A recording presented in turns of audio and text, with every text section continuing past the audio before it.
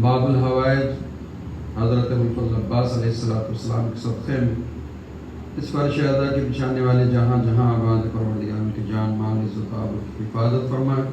بالخصوص جتنے بھی عزادار مظلوم کربلا بے اولاد ہے پروردگار، باب الحوائج کی بھتیجی جناب سکینہ اور باب الحوائج کے بھتیجے جناب علی اصغر علیہ السلام کے صدقے میں انشاءاللہ ان کو جلد جلد اولاد نرینہ کی دولت سے مالا مال فرمائے۔ جو عزادار بیمار ہیں پروردگار بیمار کربلا کے صدقے میں ان کی شفاء کامل عاجل عنایت فرمائے۔ جو عزادار مقروض ہیں پروردگار اپنے خزانے غیب سے ان کے قرضے کو ادا فرمائے۔ جن عزاداروں کی جو بھی حاجتیں تمنائیں مرادیں آرزویں پروردگار ابوالفضل عباس علیہ السلام کے علم کے صدقے میں ان کی حاجتوں اور تمناؤں کو پورا فرمائے۔ اور بالخصوص جناب عباس کے حقیقی وارث یوسف زیرہ حضرت امام مہدی علیہ السلام کے ظہور کے اندر پروردگار تعجیل عطا فرمائے۔ بر محمد و آل محمد صلی اللہ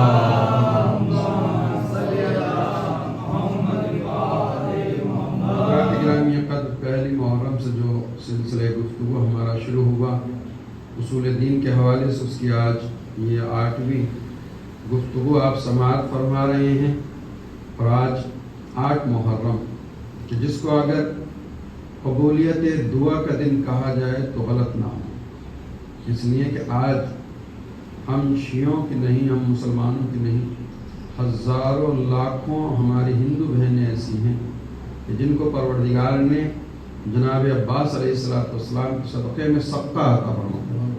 اور آج ہندوستان کے مختلف جگہوں کے اوپر ہمارے ہندو بھائی ہندو بہنیں اور حسین براہمن جناب عباس علیہ السلام کا علم مبارک سجا کر جو مولا عباس نے ان کو صدقہ عطا کیا ہے، اس صدقے کو وہ صدقہ بناتے ہیں۔ تو آج کا دن قبولیت دعا کا دن، جس عزادار کی جو بھی تمنا آرزو ہے انشاءاللہ وہ اپنے دل میں لے کر بیٹھے اس فرش اعظم اور ذکر عباس کے صدقے میں انشاءاللہ اس کی وہ تمنا جلد جلد ضرور پوری ہوگی۔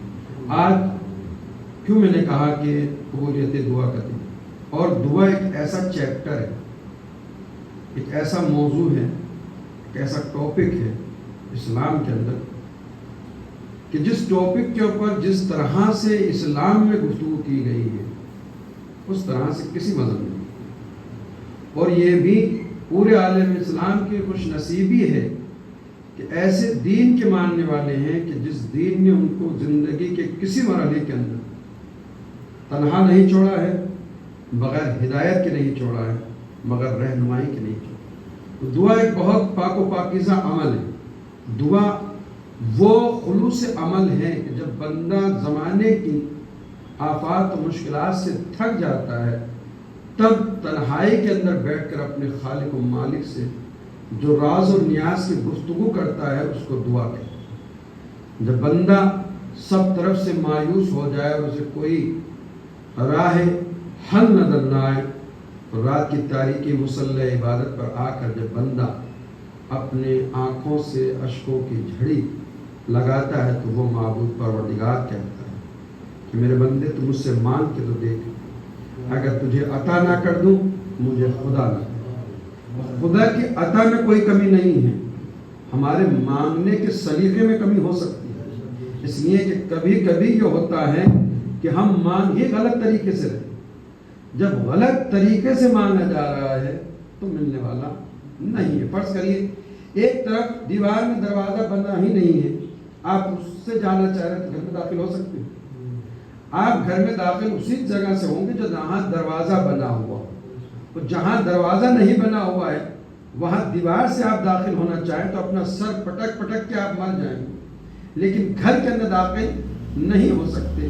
تو دعا کی قبولیت کے کچھ اصول ہیں، اگر ان اصولوں کو ہم فالو کر کے دعا کر رہے ہیں تو یہ ہو نہیں سکتا کہ ہماری دعا قبول ہو۔ اور دیکھیے دعا ایک ایسا عمل ہے، بہت توجہ رکھیے گا، دعا ایک ایسا عمل ہے کہ پروردگار نے نماز کی قبولیت کی ذمہ داری نہیں لی ہے، بہت توجہ رکھیے گا۔ پروردگار نے یہ نہیں کہا مسلمانوں نماز پڑھو میں تمہاری نماز کو قبول کر لوں گا۔ اللہ نے یہ بھی نہیں کہا شیعہ تم مجلس کرو میں تمہاری مجلس کو قبول کر لوں گا۔ نہ یہ کہا کہ مسلمانوں تم روزہ رکھو تمہارے روزے کو میں قبول کر لوں گا۔ نہ یہ کہا کہ تم حج کرو میں تمہارے حج کو قبول کر لوں گا۔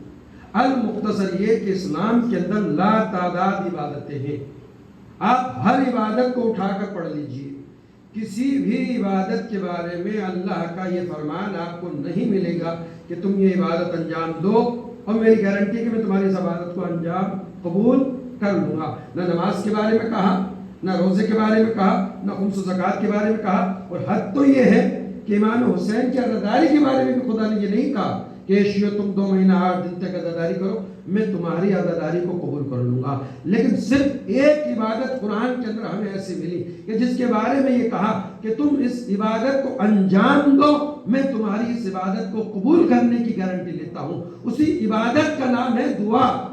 پروردگار نے واضح لفظوں میں کہا ادعونی استجب لکم، تم مجھ سے دعائیں مانگو میں تمہاری دعاؤں کو قبول کروں گا۔ تو یہ ہو سکتا ہے کہ پروردگار جس کی قبولیت کی ضمانت لے لے، بھلا اس کی قبولیت پروردگار نہ کرے؟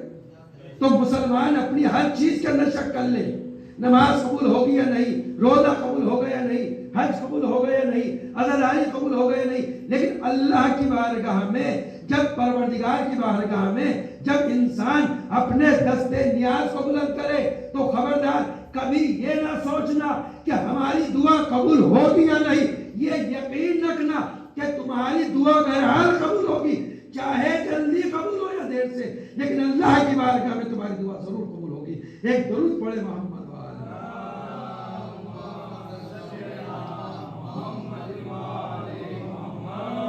اور پھر ہم شیعان حیدر کرار کی تو یہ خوش نصیبی ہے کہ دعا کی قبولیت کی ذمہ داری اللہ نے لے لی، اور اس کے ساتھ ساتھ ہمیں کربلا سے وہ باب الحوائج ملا کہ جس کا لقب ہی باب الحوائج ہے۔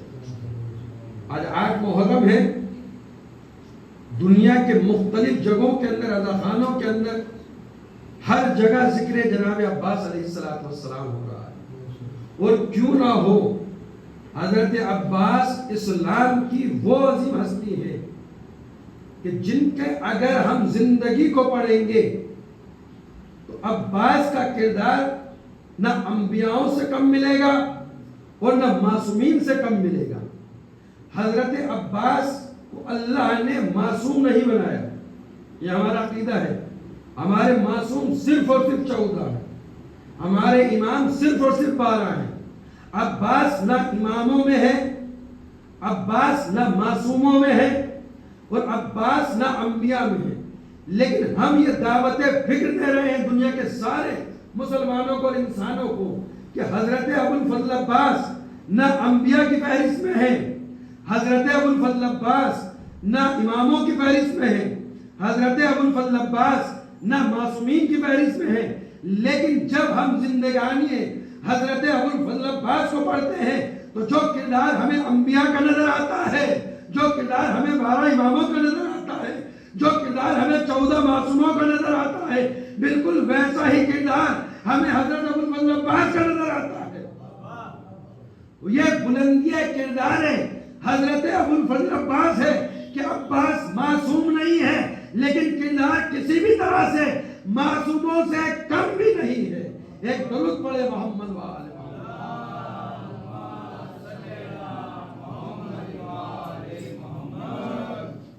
تو کیا کہنا حضرت عباس علیہ السلام کی ذات والی صفات کا؟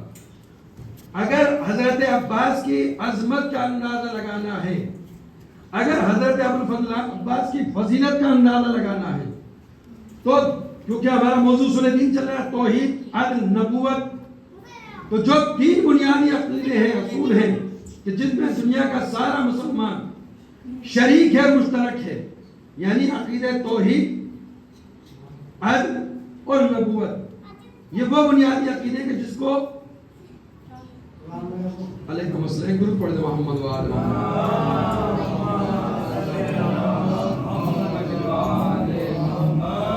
کہ جس کو اشاعرہ کو چھوڑ کر تمام فرقے مانتے ہیں، عدل الہی کو اشارہ نہیں مانتے، اور جتنے فرقے سب مانتے ہیں۔ تو یہ 3 بنیادی اصول جو اسلام کے ہیں، نبوت کا جب مرحلہ آیا ہے تو سرکار رسالت مآب پر آ کر نبوت ختم ہو گئی۔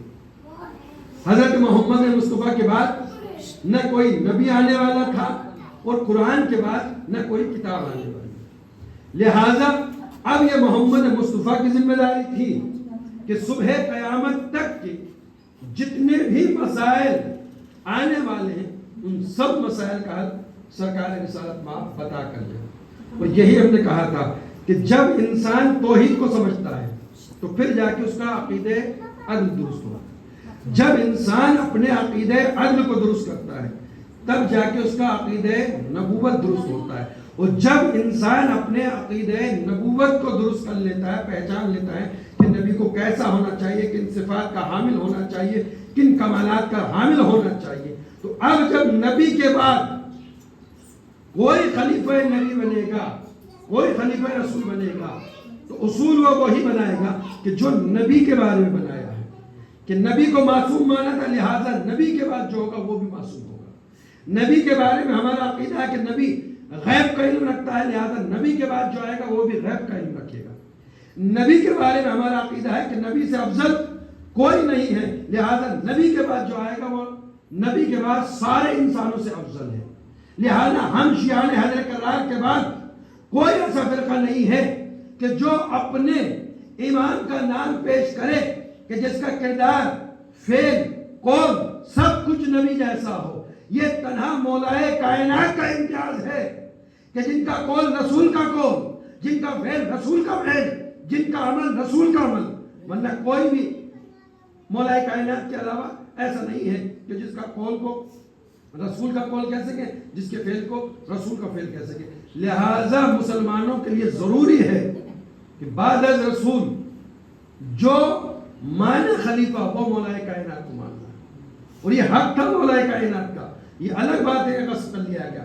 اور علی نے جس عقیدہ توحید, عدل اور نبوت کو مانا تھا اسی ہی کی بقا کے لیے علی نے اپنا حق خلافت غصب ہونا تو گوارا کر لیا, لیکن رسالت کے ساتھ تو چھوڑنا گوارا نہیں کرا.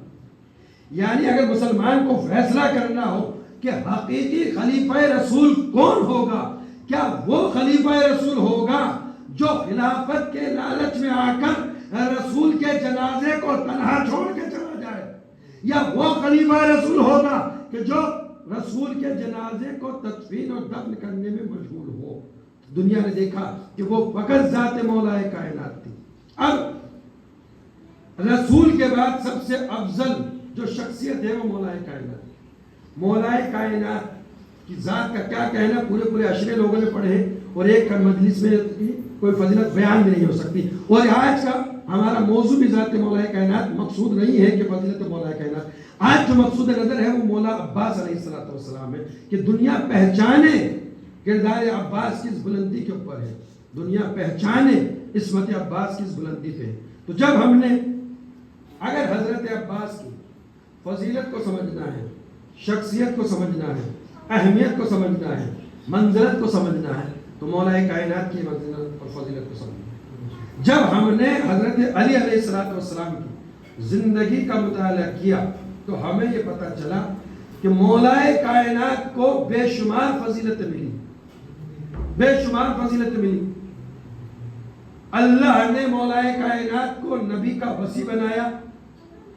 اللہ نے مولا کائنات کو جناب فاطمہ زہرا جیسی شریک حیات عطا کری. اللہ نے مولا کائنات کو حسن حسین جیسے بیٹے عطا کرے. اللہ نے مولا کائنات کو قرآن جیسی عظیم کتاب کا مبلغ قرار دیا. اللہ نے مولا کائنات کو اپنے گھر کے اندر ولادت کے وقت اپنے گھر میں مہمان بلایا. مولا کائنات کو اللہ نے نفس رسول قرار دیا. مولا کائنات کو اللہ نے نفس اللہ قرار دیا. مولا کائنات کو اللہ نے ساری فضیلتیں عطا کری. لیکن اگر آپ غور کریں کہ ساری فضیلتیں مولا کو ملی ہیں, لیکن آپ کو کسی بھی کتاب کے اندر یہ نہیں ملے گا کہ مولا نے کسی فضیلت کی طلب کی ہو.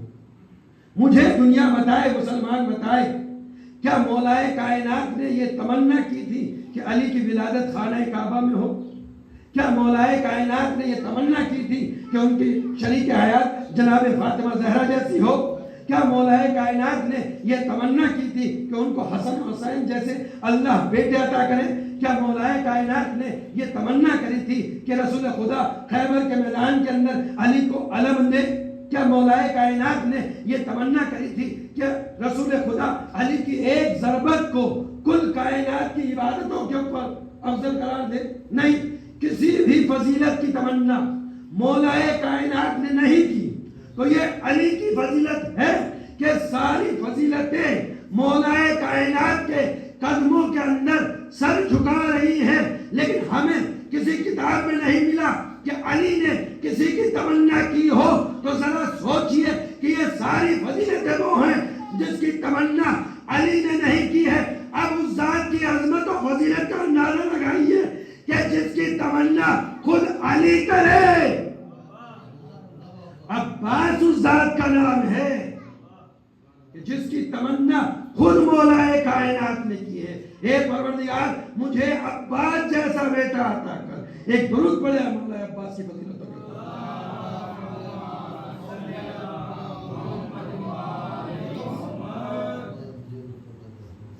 اور اگر مولا عباس کی فضیلت دیکھیں گے تو دیکھیے، پہلی تو یہ کہ تمنا علی کا نام ہے، اور تمنا بھی ایسی کہ جس واحد تمنا ہے علی کی، اور واحد دعا ہے علی کی، جو اللہ کی بارگاہ میں مولا کائنات نے طلب کی ہے، ورنہ ہر چیز بن مانگے ملی ہے مولا کائنات۔ اچھا دیکھیے علی کے گھر کے اندر، اچھا دیکھیے جہاں فضیلت نہ ہو یا بیٹے نہ ہو، یہ بھی مولا عباس کی فضیلت کا ایک پہلو ہے کہ ہم اس نہج سے غور کریں، اس جانب سے غور کریں کہ اگر کہیں پر کوئی چیز نہ ہو وہ مانگی جائے تو سمجھ میں مولا کائنات کے گھر میں حسن حسین جیسے بیٹے ہیں، زینب ام کلثوم جیسی بیٹیاں ہیں، حسن حسین جیسے بیٹے کہ جن کو ابنائے رسول کہا جاتا ہے، ان بیٹوں کے ہوتے ہوئے علی کسی بیٹے کی تمنا کرے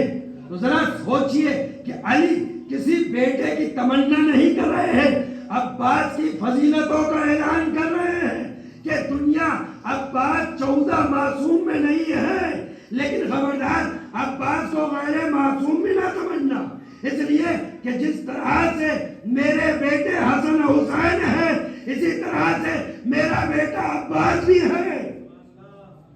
یہ ہے عباس کی فضیلت۔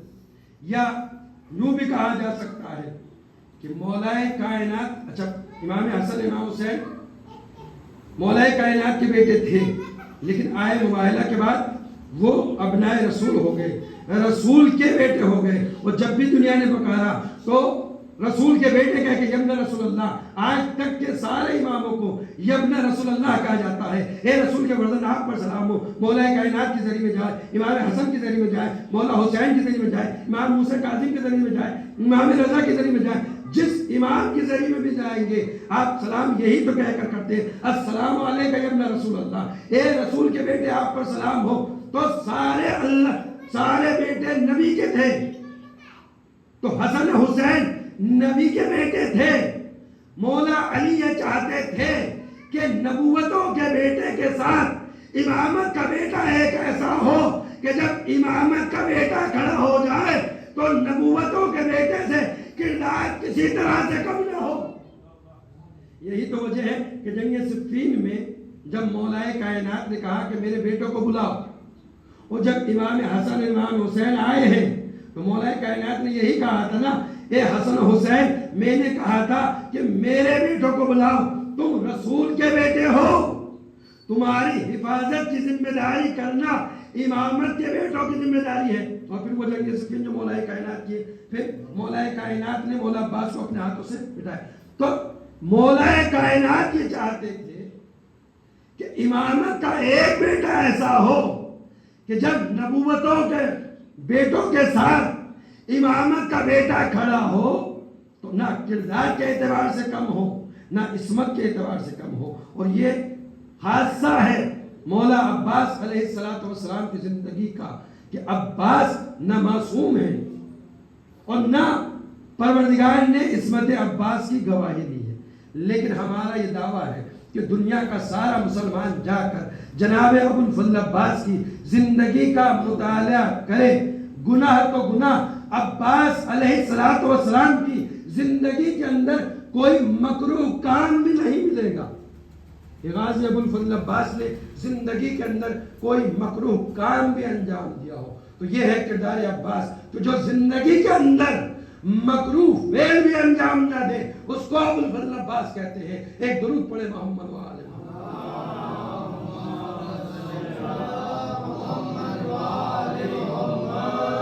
جناب عباس علیہ السلام. کون عباس؟ تمنائے مولائے کائنات عباس. کون عباس؟ آرزوئے جناب زہرا عباس. کون عباس؟ وقار جناب زینب و ام کلثوم عباس. کون عباس؟ سکینہ کے چچا عباس. کون عباس؟ جو آدم کا فخر ہو. کون عباس؟ جو نوح کا فخر ہو.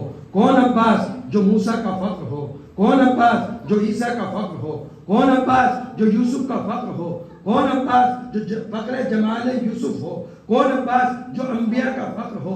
کون عباس؟ جو مولا کائنات کی دعا ہو. کون عباس؟ جو صبر حسن کا آئینہ ہو. کون عباس؟ جو شجاعت حسینیہ کا علم بردار ہو. کون عباس؟ جو امام سجاد کی دعاؤں کا اثر ہو. کون عباس؟ جو باقر العلوم کا علم کہلائے. کون عباس؟ جو جعفر صادق کی صداقت کہلائے. کون عباس؟ جو موسیٰ کاظم کی اسرائیل و غضب کہلائے. کون عباس؟ جو امام رضا کی رضا کہلائے. کون عباس؟ جو امام محمد تقی کا تقوی کہلائے. کون عباس؟ جو امام نقی کی امامت کہلائے. کون عباس؟ جو امام حسن عسکری کا جاہ و جلال کہلائے. کون عباس؟ جو مہدی دورہ کی حکومت کہلائے. وہ ہے عباس کہ جو کربلا کے اندر انبیاء کی نمائندگی کر رہے ہیں. کون عباس؟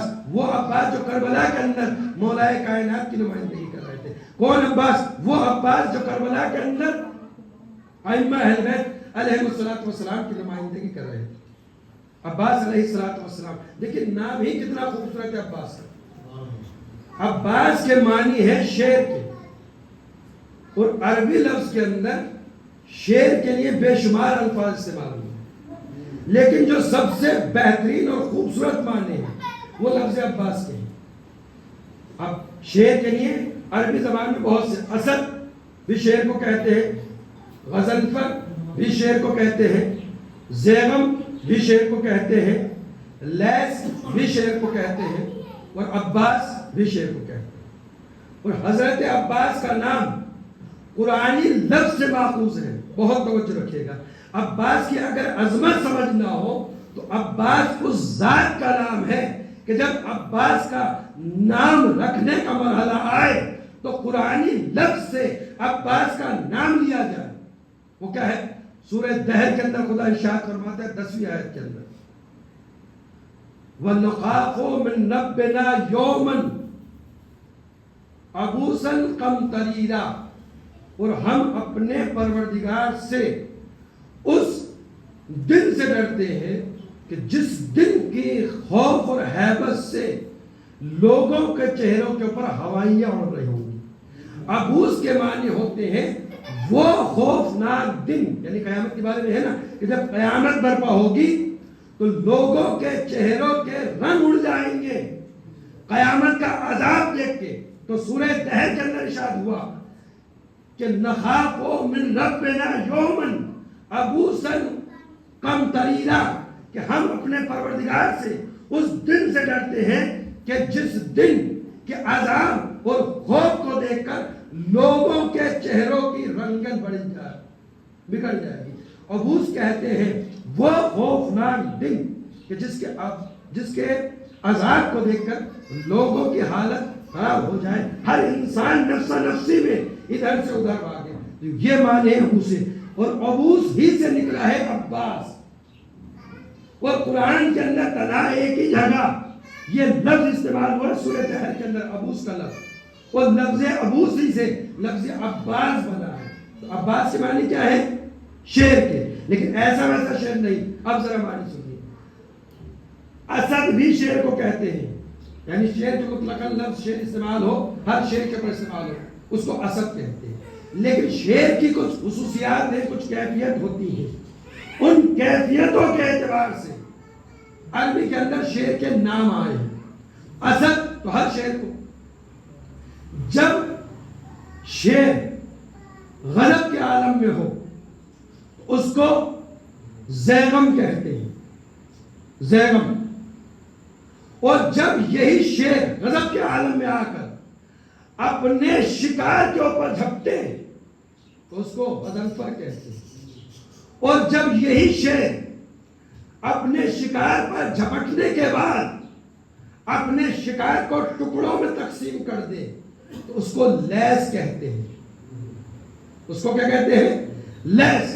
اور ایک معنی یہ ہے عباس کے. عباس اس شیر کو کہتے ہیں، عباس اس شیر کو کہتے ہیں، بہادر شیر کو کہتے ہیں کہ جب وہ شیر شیروں کے جھرمٹ میں آ جائے تو شیروں کے درمیان بھگدڑ بڑھ جائے.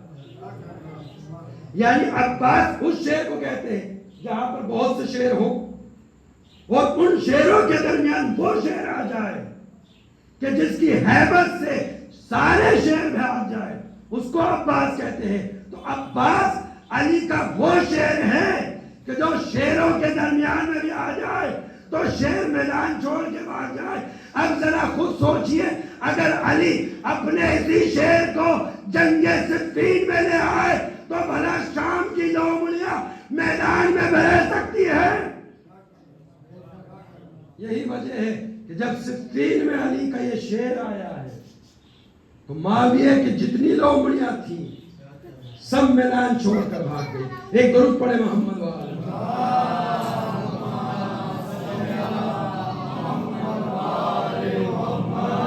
یہ ہے ابو الفضل عباس جن کی عظمتیں اور فضیلتوں کے اوپر ہماری چھالیں قربان. اچھا یہ ہماری لفاظی نہیں ہے، معصوم نے عظمت عباس بیان کی ہے. امام زین العابدین علیہ السلام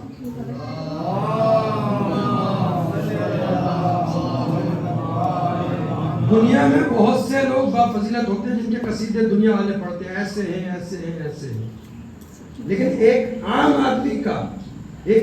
آدمی کے بارے میں قصیدہ اور اس کی فضیلت بیان کرنا اور بات ہے. لیکن معصوم کسی کے قصیدے پڑھے، معصوم کسی کے بدائل بیان کرے تو اس کی عظمت کو سوچئے کیا کہنا ہوگا. اور عباس اسی ذات کا نام ہے کہ جن کے قصیدے معصوموں نے پڑھے ہیں.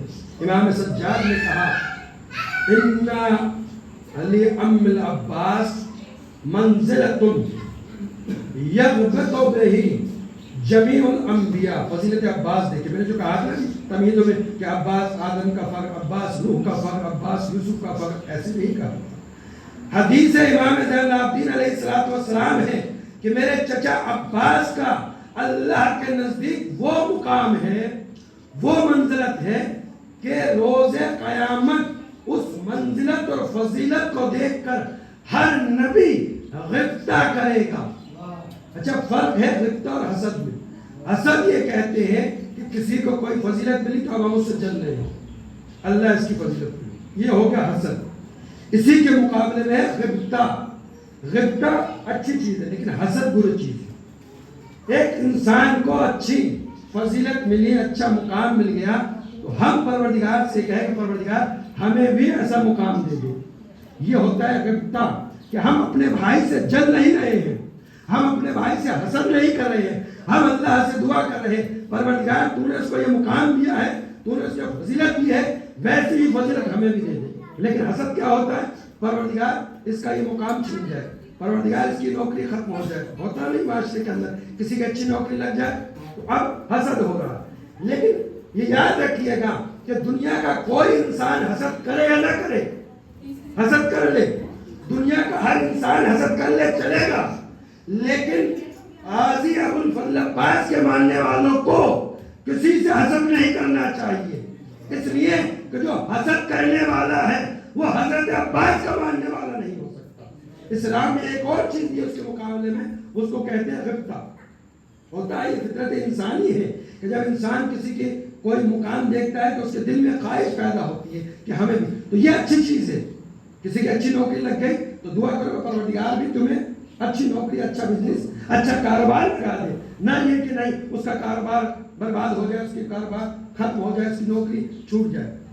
تو اسی لفظ غبطہ کو امام زین العابدین علیہ السلام نے جناب عباس علیہ السلام کے لیے استعمال کیا اور کہا کہ میرے چچا عباس کا اللہ کے نزدیک وہ عظیم مقام ہے کہ جس مقام کو دیکھ کر تمام انبیاء غبطہ کریں گے.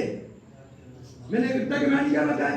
غبطہ کے معنی یہ ہوتے ہیں کہ ہم کسی فضیلت کو دیکھ کر اللہ سے کہیں پروردگار مجھے بھی ایسی فضیلت دے دے. تو امام سجاد نے کہا کہ قیامت کے دن میرے چچا عباس کا اللہ کے نزدیک وہ مقام ہوگا کہ سارے انبیاء جس فضیلت کو دیکھ کر غبطہ کریں گے. یعنی لفظوں کو بدل دوں کہ قیامت میں جناب عباس کا مقام وہ ہوگا کہ جس مقام کو دیکھ کر آدم یہ تمنا کریں گے ایک کاش یہ مقام مجھے نہ مل جاتا. نو تمنا کریں گے ایک کاش یہ مقام مجھے نہ مل جاتا. ابراہیم تمنا کریں گے ایک کاش جو مقام حضرت عباس کو ملا ہے وہ مقام مجھے بھی مل جاتا. تو عباس اس عظیم ہستی کا نام ہے کہ جس کے کمال کو حاصل کرنا آدم کی تمنا ہو، نو کی تمنا ہو، ابراہیم کی تمنا ہو. ایک درود پڑھے محمد.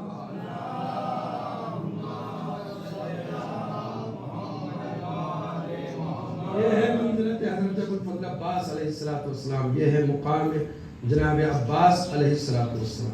آج محرم ہے اور ہر جگہ اذخانوں کے اندر جناب عباس علیہ السلام کے علم مبارک کو سجایا گیا ہے. صدقہ بنتے ہیں بچے جوان اور جناب عباس علیہ السلام کو علم کو لے کر چلتے ہیں، نکلتے ہیں.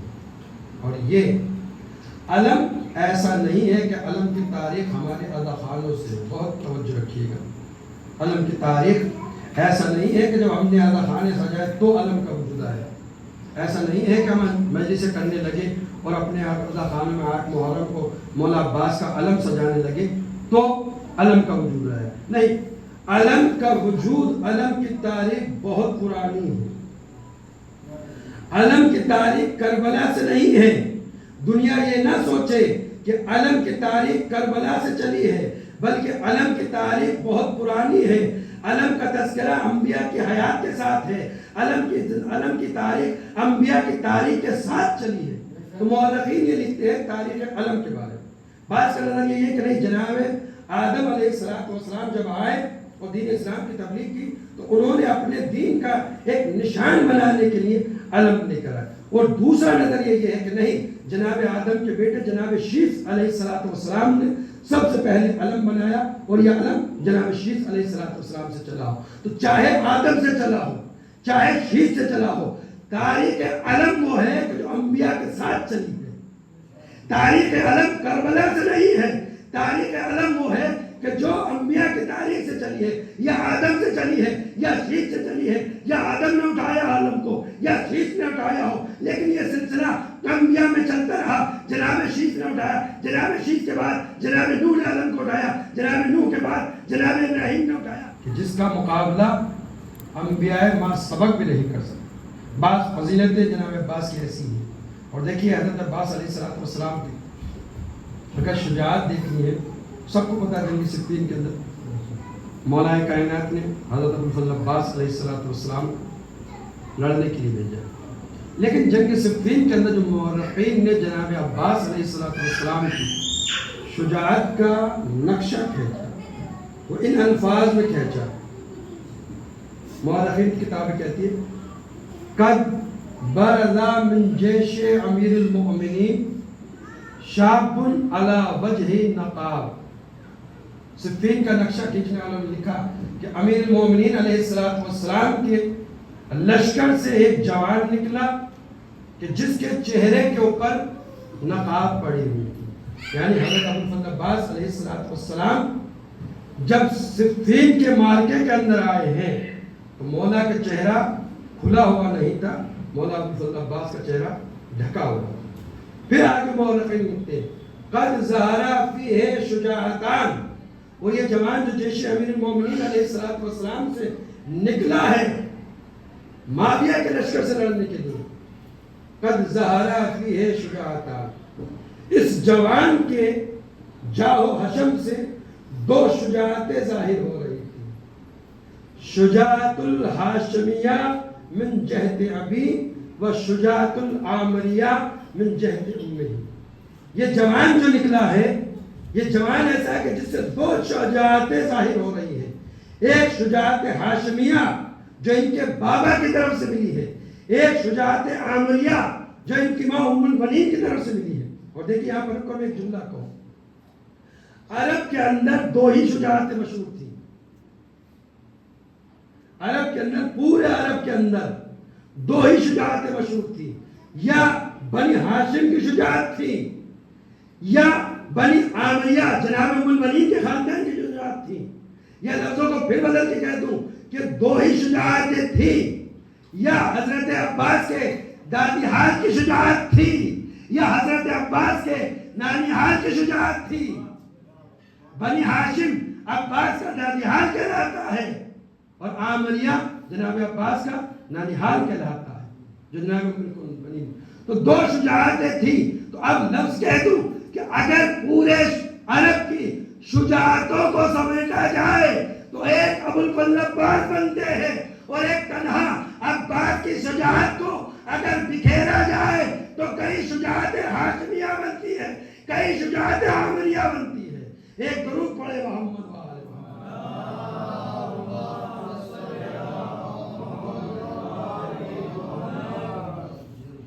یہ ہے جناب عباس علیہ السلام کی جن کا مقام یہ ہے, شجاعت جس کے اندر فخر کرے, اس عرب کی پوری شجاعت سمٹ کر جس ابو الفضل عباس علیہ السلام کے بازوں میں آ گئے. بھلا عباس سے جلی کوئی شخص ہو سکتا ہے جس کو فنون حرب مولا کائنات نے سکھائے ہو؟ اور واقعہ ملتا ہے مولا عباس کی شجاعت کہ جب مولا کائنات جناب عباس کو جنگ کے لیے پوری طریقے سے آمادہ کر چکے اور جنگ کے سارے فنون و سلیقے مولا عباس کو مولا علی علیہ السلام سکھا چکے, تو یہ واقعہ عرب کی خاتون نقل کر رہی ہے. عرب کی خاتون ہے کہ جس کو اس کے آقا نے پانی لینے کے لیے بازار سے کوئی چیز خریدنے کے لیے بھیجا. یہ عورت جا رہی ہے, اچھا سے پہلے کہ مولا عباس کو جب سارے فنون سکھا دیے تو اب مولا عباس کو مولا کائنات نے ایک باغ کی رکھوالی کے لیے کہا کہ بیٹا عباس اس باغ کی تم آج رات رکھوالی کرو, دیکھو اس باغ کے اندر کوئی اس باغ کے اندر کوئی داخل نہیں ہونا چاہیے. یہ کہہ کے مولا کہنا چلے گئے. اب مولا کو اپنے بیٹے عباس کی شجاعت کا امتحان لینا تھا. اب مولا کو اپنے ہی تیار کردہ شاگرد کی امتحان لینا تھا کہ جو میں نے عباس کو فنون جنگ سکھائے ہیں, عباس اس کے اندر کتنے ماہر. اب مولا عباس باغ کا پہرا دے رہے ہیں.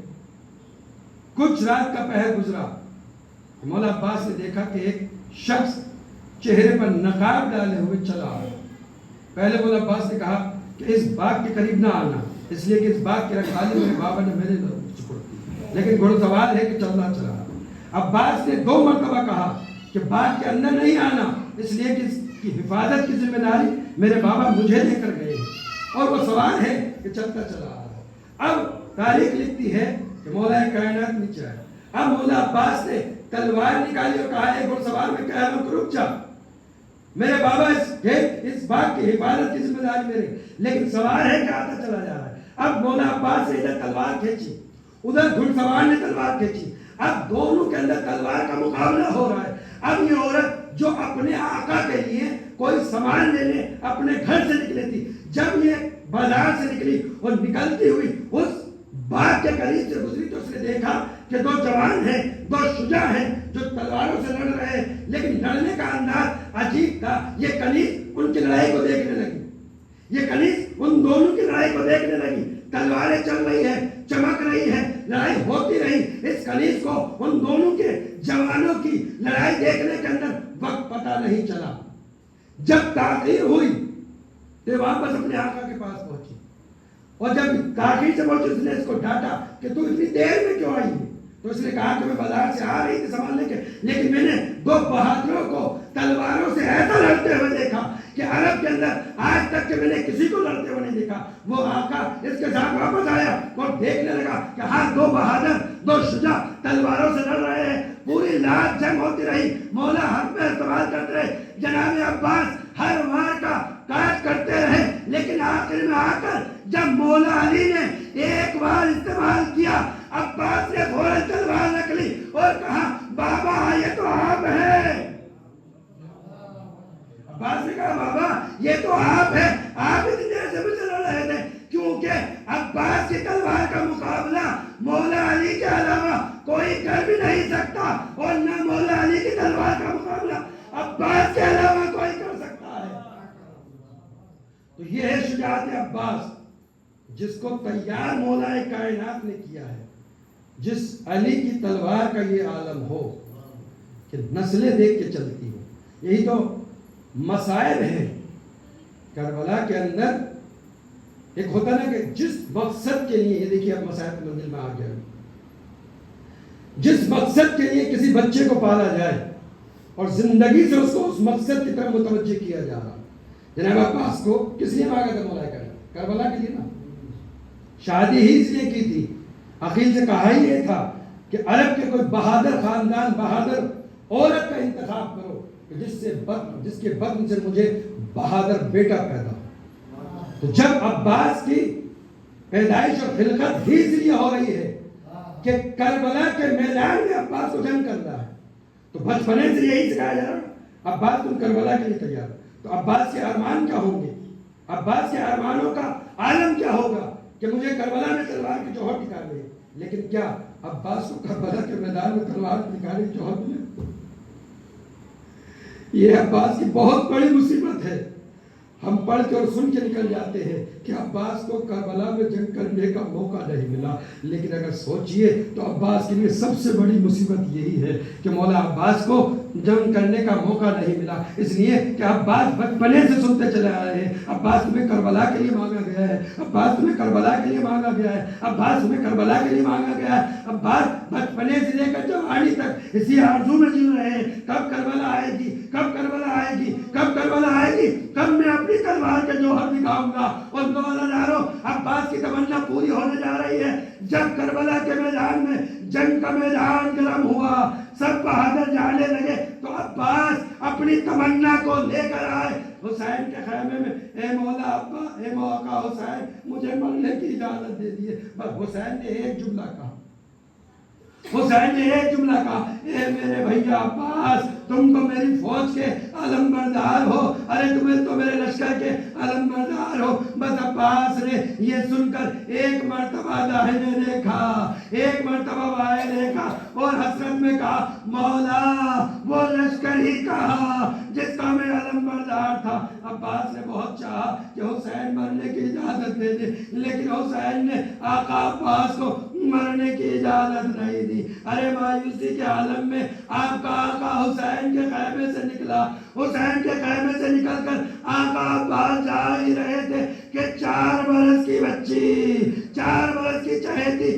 سکینہ نے دامن پکڑ لیا، پکڑ کر کہا اے چچا، ارے آپ تو کہتے تھے اے سکینہ ہم تم سے بہت محبت کرتے، اے چچا کیا بھتیجی کے یہ سوکھے ہوئے ہونٹ نہیں دکھ رہے؟ ارے عباس خوش ہو گئے، سکینہ کو لیا، سکینہ سے کہا اے سکینہ اپنا مشکیزہ لے کر آؤ۔ اب عباس سکینہ کو لے کر، مشک سکینہ کو لے کر آقا حسین کے خیمے میں آئے۔ آنے کے بعد کہتے ہیں اے آقا میں کچھ نہیں کہہ رہا، یہ سکینہ کچھ کہہ رہی ہے۔ سکینہ نے کہا اے بابا، ارے 3 دن سے بچے الکش کی صدائیں بلند کر رہے، ارے میں نے بچوں سے وعدہ کرا، اے بچوں گھبراؤ نہیں، میں اپنے چچا عباس سے کہتی ہوں وہ پانی کی سبیل کریں گے۔ ارے حسین کی آنکھوں سے آنسو جاری ہو گئے، بس حضرت یاد سے یہی کہا اے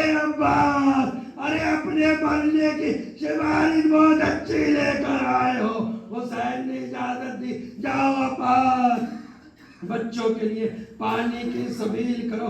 عباس جانا ہی چاہتے تھے کہ مولا حسین نے عباس کی تلوار کو لیا۔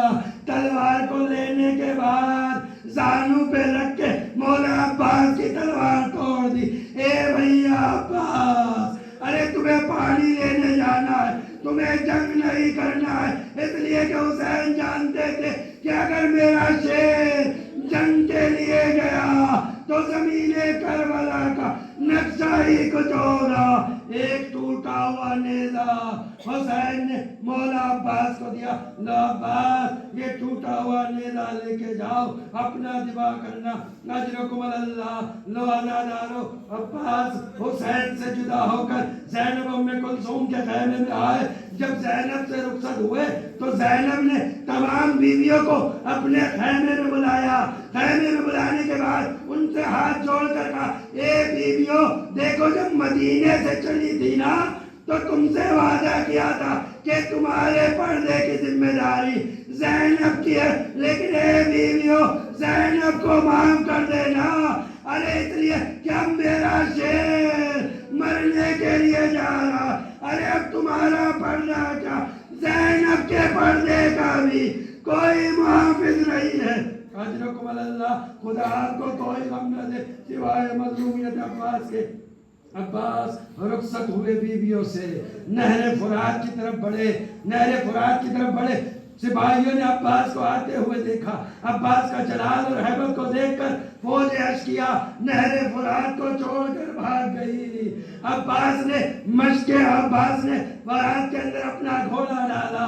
ارے یہ خاندان رسالت کا ادب ہے، جب گھوڑے کو ڈالا عباس جانتے تھے کہ عباس کا گھوڑا بھی تو 3 دن کا پیاسا ہے۔ عباس نے گھوڑے کو مخاطب کیا، اے اسب باوفا، ارے میں جانتا ہوں تو 3 دن کا بھوکا پیاسا ہے، ارے نہر فرات میں آ گیا ہے، ارے عباس پہ تو بغیر سکینہ کے پانی پینا حرام ہے، لیکن تو پانی پی لے۔ ارے عباس کے گھوڑے نے فرات سے منہ کو اٹھا لیا اور زبان بے زبانی میں کہا، اے آقا یہ کیسے ہو سکتا ہے، سکینہ پیاسی رہ جائے، میں پانی پی لوں۔ اجرکم اللہ، مولا عباس نے مشک سکینہ میں پانی بھرا۔ پانی بھرنے کے بعد مشکیزے کو علم میں باندھا اور نہر فرات سے نکلے۔